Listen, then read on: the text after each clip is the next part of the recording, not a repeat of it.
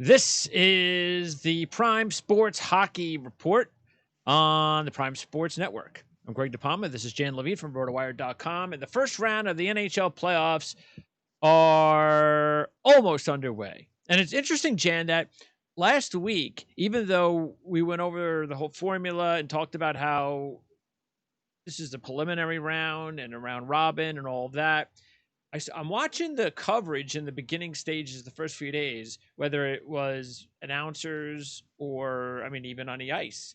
And everybody's talking about Stanley Cup playoffs. And I'm like, well, this isn't the playoffs. Why are they saying this is the playoffs? This isn't the playoffs. And then it's like as soon as it was over, the round, then they start, now we go to the playoffs. It's like all of a sudden, it's like they were like promoting this as the playoffs, and it wasn't the playoffs. And then once it was done, then they were promoting. So I think they were trying to get away with it because it is very important for people to understand that it was not the playoffs. These were teams, for the most part, that some of them didn't deserve to be there, but they deserved a shot to get there because there was still regular season left. So let's get these teams into a little bit of a best of five, and whoever can win those series basically makes up for all those games lost of the regular season. Now we have ourselves a playoff format for as real as we can get it. And I'm very excited to see how it turns out against those teams who played in the round robin that I think for the most part, you could tell they really were playing like it was an exhibition type situation. And maybe the advantage could go to some of these teams that played in the qualifiers. So a couple of things. So the reason why they were calling it the playoffs is they came out for purposes of stats. The numbers that were in that round would be counted as playoff statistics. Right? Do you agree with that? So that, no, I don't think it should have been. But look, it was, well, I guess it's a better question. What do you call a play-in round, right? So in Major League Baseball, you have a one-game playoff. Mm-hmm. It's called a playoff. In essence, it is a play-in round. Yeah. It's one game, but it's a play-in round. So the numbers there count towards the playoffs. They don't count towards the regular season. I could have used that argument there as opposed to the round robin tournament. Yeah. Which for that was just seeding purposes, right? And you said those were clearly treated,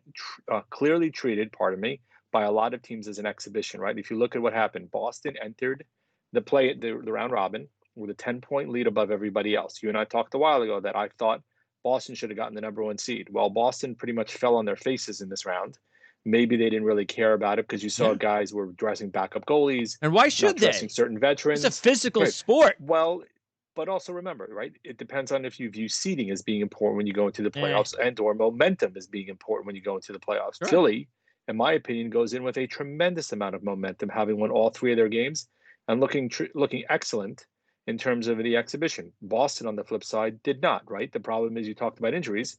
Tampa Bay has a major injury because Victor Hedman got injured during the last game against Philly, and now he has to be considered as questionable for the playoffs, which if he's out, that has a material impact on whether or not Tampa Bay is going to get out of the first round. And that's the reason why I think it would be smart or smarter where, see, if I was coaching these games, and you can't completely protect these guys because they've been off for so long, you have to develop some sort of chemistry. I completely understand that. I haven't looked at the numbers. I don't know if you've looked at the numbers, like for the star players in those round robins, how much ice time they actually spent. Well, I'll give you an example. Patrice Bergeron in game one of their exhibition got 8.5 minutes of even strength ice time. Smart. See, that's a smart move. That's where I would have handled it. Now, I'm not sure if that would have kept Victor Hedman safe. Who knows? I don't know how many minutes he was playing. How long did he last? He got injured midway through the game, so it wasn't first game. It wasn't third game. Oh, third game. Okay. Third game the other night. Do you remember? Do you know how many minutes he was playing at the time? I can find it, but I don't think he had. I mean, he had. I wouldn't say he had a huge workload on him, but it wasn't something where they were protecting him tremendously. It just happened in the course of playing, right? It wasn't something that was an aberration. It just came in the normal course of playing a hockey game. All right. Well, anyway, either way, we have ourselves a playoff round. And we've got the futures. We're going to take a look at our futures from earlier in the season. And look, I know, look, it kind of robs us of the time as well that we would have spent on building up our futures. So we're going to have to make some different decisions because of that. At least I know I'm going to have to do that with Colorado. I don't know what you're going to do, but we'll get into that as well. I like your Philly bet. Let's put it that way. Right now, And your I Philly like bet's looking awfully good. and I like your Carolina bet. So I think we're both envious of our wagers. So that's good because that gives the listeners an opportunity to hopefully have taken both. All right. Anyway, so let's kind of wrap up. First of all, the qualifiers and Pittsburgh, obviously the biggest upset. Do you look at that as more of a product of the situation as opposed to, oh boy, yeah, Montreal, they're looking great. They are a definite Stanley Cup sleeper.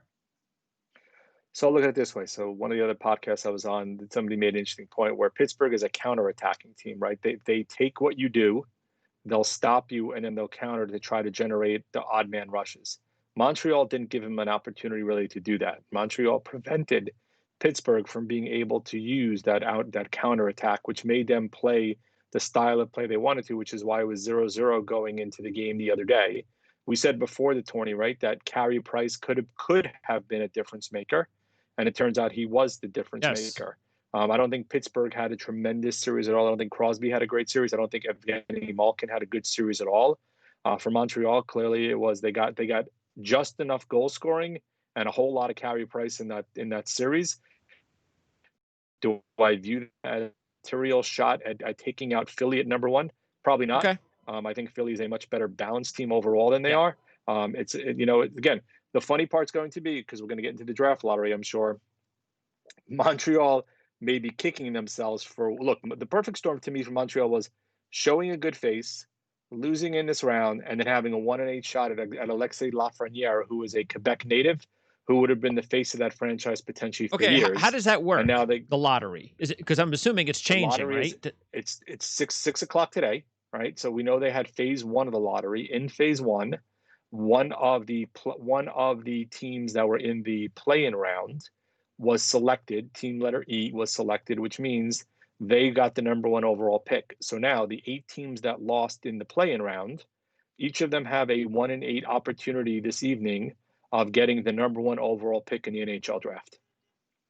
A 1-8, and then the teams that 8 teams, right? 12.5%. And the teams that did not overall pick. So the teams that went through the lottery are numbers 2 through 8. And then the other 7 teams that don't get the number one pick will end up picking somewhere between 9 and 15 tonight. Okay, so how many teams did not play in the qualifiers? 7. All right, so those 7 teams, like who's number one? Detroit? Well, no, Detroit had the worst record, but they didn't get the first overall pick. Detroit slid down to 4. LA moved up to number 2. LA has the second overall pick in the draft. LA does. They've already picked out. They did the lottery. In the lottery, one of the team E in the play-in round, their ping pong ball numbers came up to get the first overall pick, which means the other teams that were in the lottery originally, teams 2 through 8, will then pick in that numbering sequence based upon the way their ping pong balls came out. And tonight, we will find out which one of the 8 teams that lost in the play-in round have the first overall pick, and then which team and where the other teams picks 9 through 15. Who has the best chance right now? No one. It's the same. Everyone's got a 1-8 chance. There's no favorite. They all have the same odds. All of them have a 1-8 shot. That's not weighted.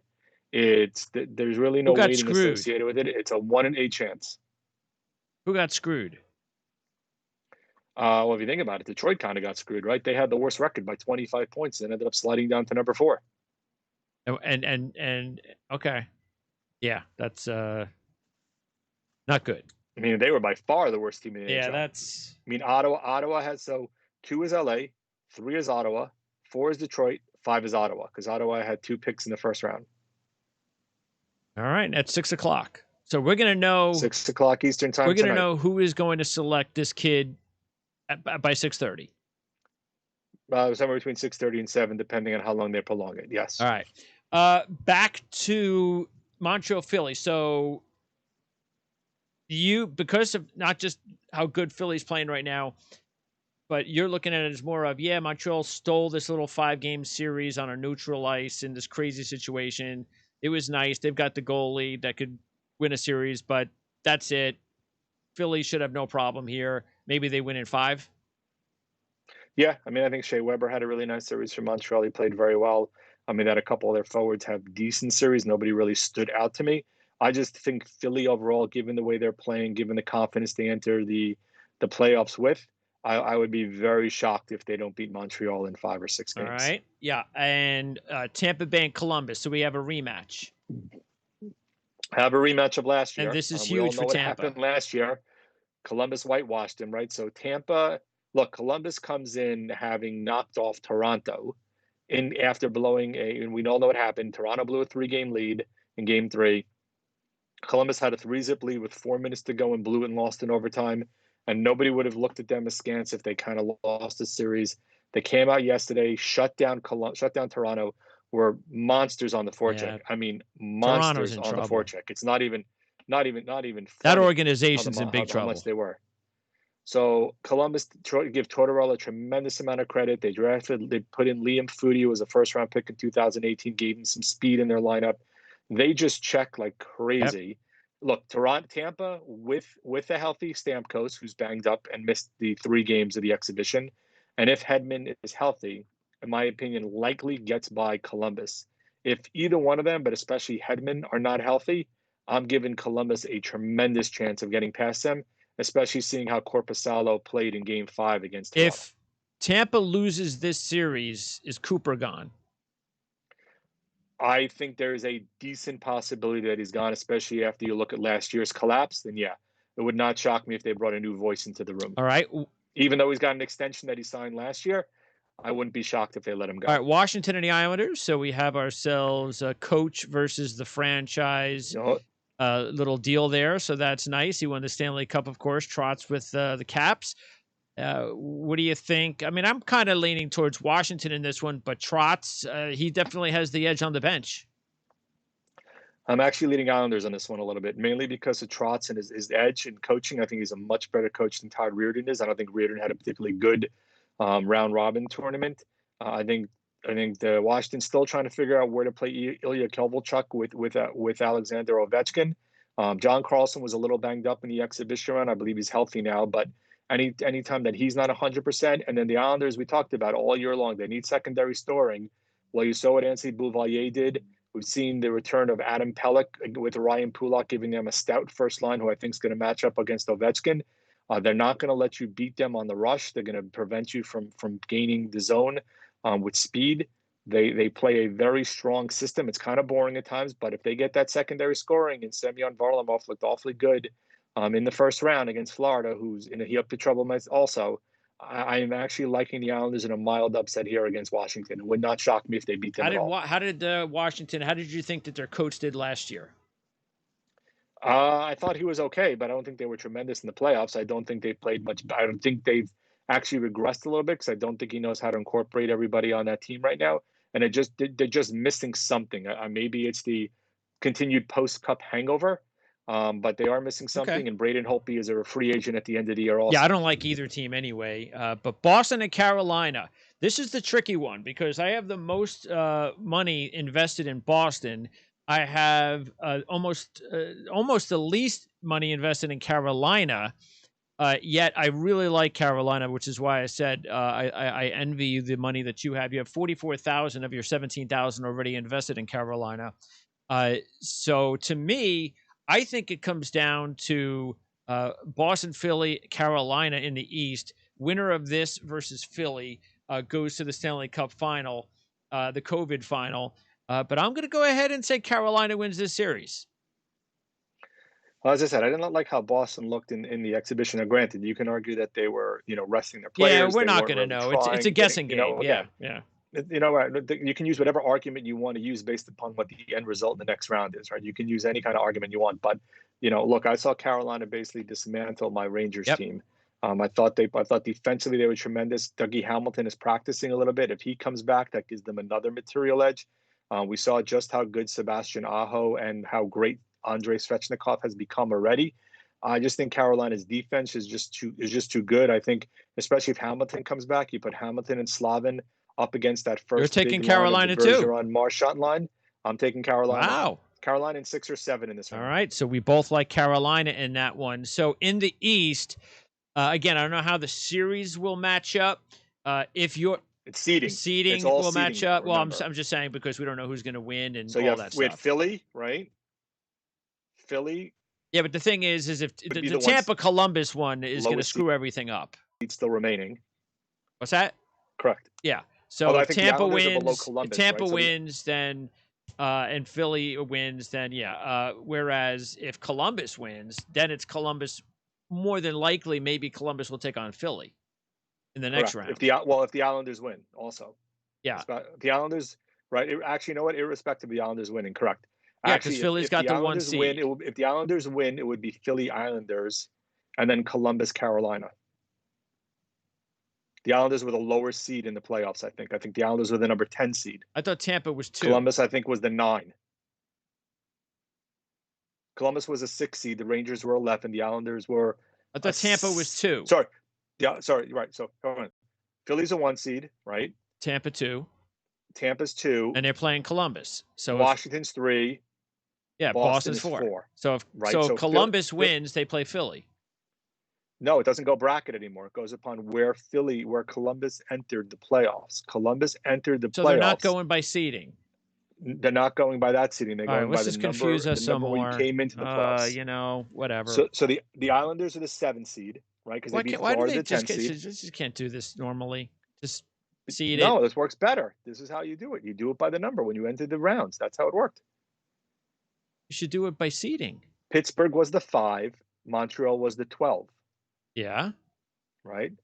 Columbus was a 6. Rangers were an 11. Islanders were a 7. Florida was a 10. Toronto, Columbus was 8, 9. So why is Tampa getting screwed? They're not. They're playing a 6 seed. Yeah. And they're a 2. Yeah, because that's the seed that's remaining. Because Philly is the 1 is getting the 12. Yeah, but you just said the Islanders are a 7 seed. The Islanders were a 7. So why doesn't Tampa play the Islanders? Why doesn't Tampa play the Islanders? They're a 7 seed. I don't know. Have to look. Yeah, that's what I'm saying. I mean, it's just that doesn't make any sense to me. If they want to, like you said, redo this or that from the bracket. I mean, just whoever the seed, and then just go with it. Just go with the seeding. Either go with the bracket or the seeding. That's it. But whatever. They can. That's why I was saying I don't really care. Fact is, I just like Carolina. The winner of Carolina-Boston versus Philly. And I'm going to go ahead and say, again, Carolina-Philly will be my pick in the East, hopefully, if that can match up. If it doesn't match up that way, then those are the top 2 teams that I'm going to wager on in the East. What are the top 2 teams are you going to wager on in the East, do you believe? I'm going Philly, and I think I'm going Carolina. So we agree. We'll both go Philly and Carolina because you already have Carolina anyway. So your main goal right now is to invest heavily in Philly. Correct. I got to hedge my bets. Yeah. So you have okay. I got to hedge my bets, right? And you only have 17 invested. So because you've already invested so far in Philly. In Philly, you've invested twice. So I got to do it the other way. Invest in Carolina, but I get Carolina at what 12. So Carolina, it won't take me as much money as it will with you. But again, that's just the way it works out in the East. In the West, Vegas and Colorado. To me, it looks like that's what we're going to see in the final in the West, Vegas versus Colorado. If that happens, then I'm in the situation you're in with Philly with Colorado. I have a lot of money. I have to decide whether to reinvest in Colorado if I like them that much. But you tell me, what about Colorado? Taking on Arizona, they've got the goaltending. Do you think Arizona with that goaltending and Colorado doesn't have a whole... I mean, look, they've been slowly getting better the last couple of years, gaining some experience. So is this going to be a mismatch or can Arizona steal a few games? So Darcy Kemper was great last round. We talked about it beforehand, that if Kemper was the difference maker, that Arizona had a shot at advance. And he far outplayed Saros to the point where even Pekka Rinne didn't get off the bench, and he maybe should have in game 5. So Kemper, they got a little support from Phil Kessel, finally scored. We saw what Clayton Keller could do. I like Arizona. I think Colorado, even though we don't know if it's going to be Philippe Grubauer or Pavel Francouz in between the pipes, I just think Colorado depth-wise is just too good and too deep and too strong for Arizona. Okay, well, what about moving forward? Do you think the goaltending is not Stanley Cup championship caliber right now? Do I think it's elite? No. Do I think it probably is going to be good enough because of the rest of the team around them? Yes. I think they still have a good shot at making it to the Cup Finals. I mean, winning it. Correct. Okay. Yes. All right. Vegas and Chicago. So, look, to me, this is more against Edmonton than Chicago. What I mean by that is we've talked about Edmonton for years. Every year on this show, I talked about when everybody wanted to put Edmonton up on a pedestal when they never belonged there. We trashed it, and sure enough, Edmonton failed. But then finally, this past season, I was all in, and why not? You had to be all in. The way they were playing, this was for real. Then everything stops. So we come back and we get into this series. Chicago may not even belong in the qualifier. They get into this qualifier and they beat Edmonton. What is going on in Edmonton right now? They have got to be just killing themselves that they can't even get by Chicago. Two things. One, goaltending, and both goalies were horrible in that series, and B, their defense was horrible. The other piece of the puzzle is while McDavid didn't have a great series, Draisaitl had a good series. They got some support out of Nugent Hopkins and Yamamoto, but everybody else did nothing. They brought in Tyler Ennis, and he unfortunately got hurt in Game 3 and hadn't done much. They brought in Andreas Athanasiou. He didn't do much. They didn't get the secondary scoring, and if McDavid didn't take over that game, which he didn't, that gave Chicago an opportunity to advance. And we said also beforehand that if Corey Crawford was healthy or healthy enough, and he was basically showing some signs of breaking down a little bit during the series, but if he was healthy enough and played well, they had a shot at winning. And lo and behold, that's what happened. Crawford outplayed Mika Koskinen and Mike Smith. Chicago moves on, and Edmonton goes home. Okay, why did McDavid play poorly? He's supposed to be the greatest player we have right now. He was good. He just wasn't great. He's supposed to be great in the postseason. Didn't take over. That's what he's supposed to do. He didn't. Okay, that's what I'm asking you. Why do you think that happened? I don't think there is a particular reason. I just think he had a good series, but he didn't necessarily put Edmonton on his back and carry them forward. Okay, is that a knock on him? I'm assuming it'll be viewed as a mild knock, but don't forget he helped carry that team to the Stanley Cup Finals a couple of years ago.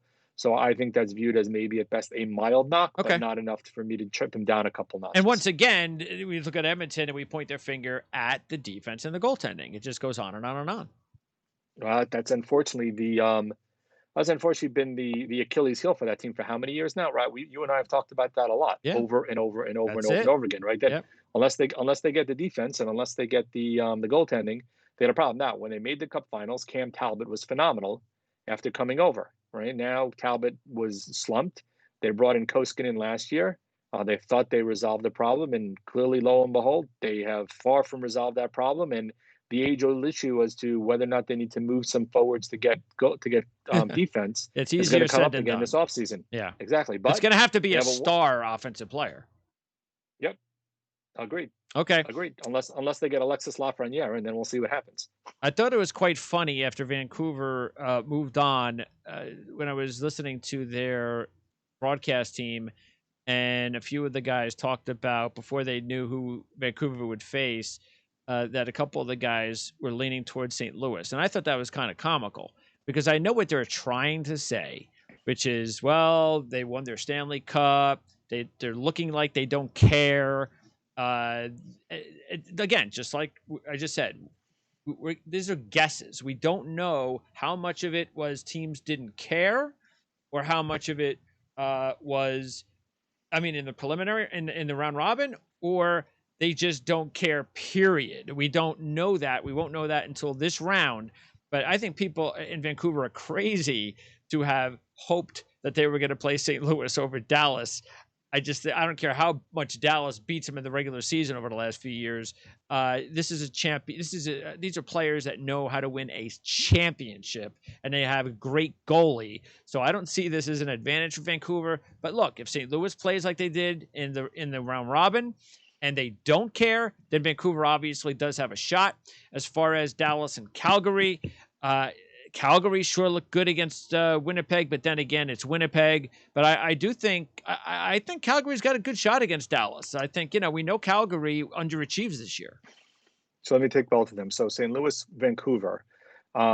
Look, I don't think St. Louis had a great series, but we all know what St. Louis did last year. Hmm. We all know what the pedigree is in that team, right? You're flying high with Vancouver. Look, Quinn Hughes has been everything and then some, and more than you can even expected based upon his play to date, right? He's been absolutely phenomenal.